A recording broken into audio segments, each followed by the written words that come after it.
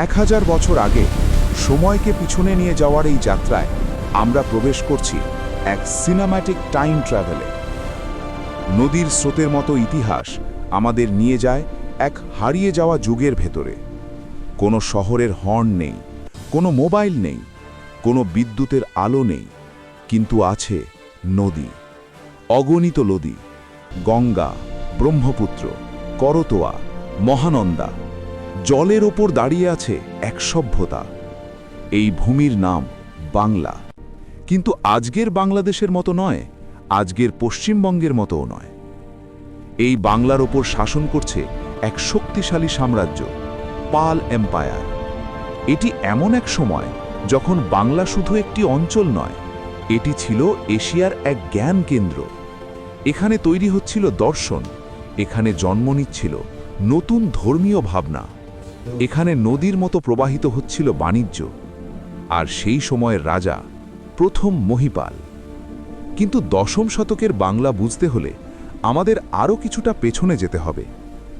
বাংলার ইতিহাসের একটি অদ্ভুত বৈশিষ্ট্য আছে। এই অঞ্চলে ক্ষমতা কখনো খুব স্থায়ী নয়। রাজা আসে, রাজা যায়, কিন্তু বাংলা টিকে থাকে। 8ম শতকে বাংলার ইতিহাসে একটি গুরুত্বপূর্ণ ঘটনা ঘটে। রাজনৈতিক বিশৃঙ্খলার মধ্যে জনগণ নিজেরাই একজন রাজাকে বেছে নেয়। তার নাম গোপাল।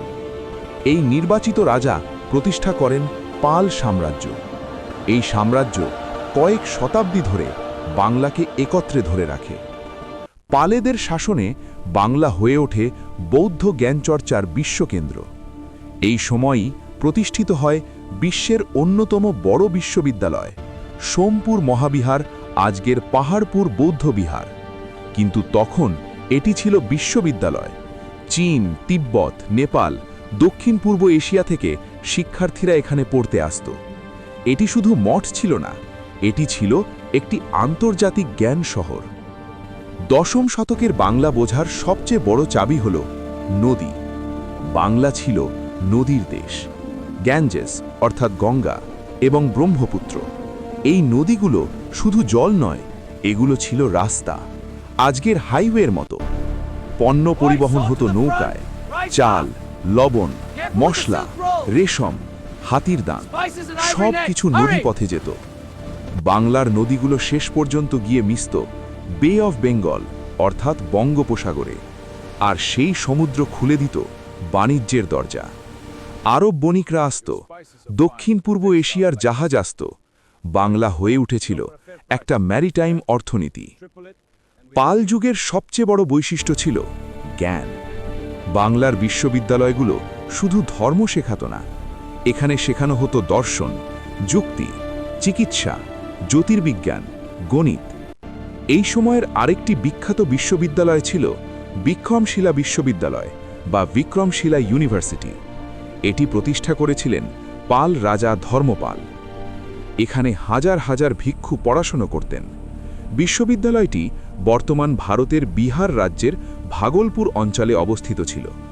নালন্দা ও অদন্তপুরীর পাশাপাশি এটি ছিল একটি গুরুত্বপূর্ণ মহাবিহার, যেখানে তান্ত্রিক বৌদ্ধ ধর্ম, দর্শন ও ব্যাকরণ সহ নানা বিষয়ে উচ্চশিক্ষা প্রদান করা হতো। প্রায় 1193 সালের দিকে এটি ধ্বংস হয়ে যায়। কিন্তু সবচেয়ে আশ্চর্যের বিষয় হল, বাংলার জ্ঞান শুধু বাংলায় সীমাবদ্ধ ছিল না। তিব্বতের অনেক বৌদ্ধ গ্রন্থ আসলে বাংলার মঠগুলোতে লেখা। বাংলার পণ্ডিতরা তিব্বতে গিয়ে শিক্ষা দিতেন। তাদের মধ্যে সবচেয়ে বিখ্যাত ছিলেন আতিশ দীপঙ্কর। তিনি জন্মেছিলেন বাংলায়, পরে তিব্বতে গিয়ে বৌদ্ধ ধর্মকে নতুন করে সাজিয়েছিলেন। অর্থাৎ 10ম শতকের বাংলা ছিল বৌদ্ধ জ্ঞানের এক সুপার পাওয়ার। কিন্তু ইতিহাস শুধু রাজা আর বিশ্ববিদ্যালয়ের গল্প নয়। প্রশ্ন হল, সাধারণ মানুষ কেমন জীবনযাপন করত?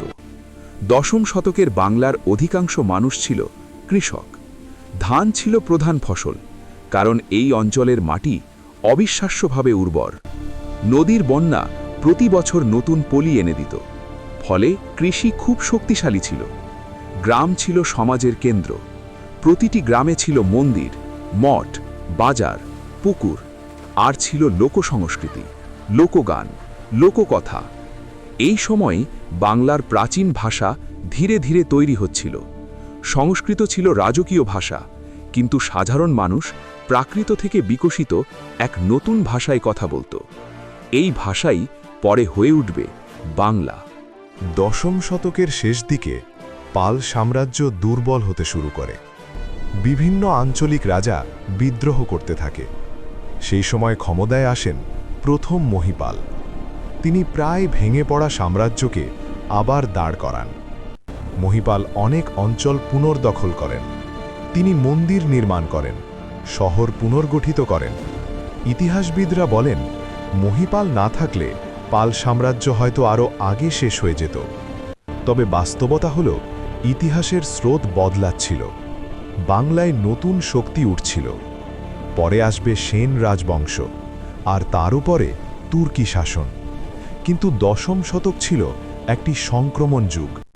পুরনো শক্তি টিকে থাকার চেষ্টা করছে, নতুন শক্তি জন্ম নিচ্ছে। দশম শতকের বাংলা কোনো বিচ্ছিন্ন অঞ্চল ছিল না, এটি ছিল একটি আন্তর্জাতিক নেটওয়ার্কের অংশ। আরব বণিকরা বাংলার বন্দর ব্যবহার করত। দক্ষিণ পূর্ব এশিয়ার সঙ্গে বাণিজ্য ছিল। বৌদ্ধ ভিক্ষুরা যাতায়াত করত তিব্বত, নেপাল, শ্রীলঙ্কা, ইন্দোনেশিয়া। বাংলা ছিল একটি জ্ঞান এবং বাণিজ্যের সংযোগস্থল। আজ আমরা অনেক সময় ভাবি বাংলা সব সময় গরিব ছিল, কিন্তু ইতিহাস অন্য গল্প বলে। একসময় এই অঞ্চল ছিল দক্ষিণ এশিয়ার অন্যতম ধনী অঞ্চল। দশম শতকের বাংলার সংস্কৃতি ছিল বহুমাত্রিক। এখানে বৌদ্ধ ধর্ম ছিল শক্তিশালী, কিন্তু হিন্দু ধর্ম সমানভাবে উপস্থিত ছিল। শৈব, শাক্ত, বৈষ্ণব সব ধারাই ছিল। এটি ছিল এক ধরনের ধর্মীয় সহাবস্থান। মঠের পাশে মন্দির, মন্দিরের পাশে বাজার। এই বৈচিত্র্যই পরে বাংলার সংস্কৃতির মূল শক্তি হয়ে ওঠে। বাংলা কখনো একরঙা ছিল না, এটি সবসময় বহু রঙের সমাজ।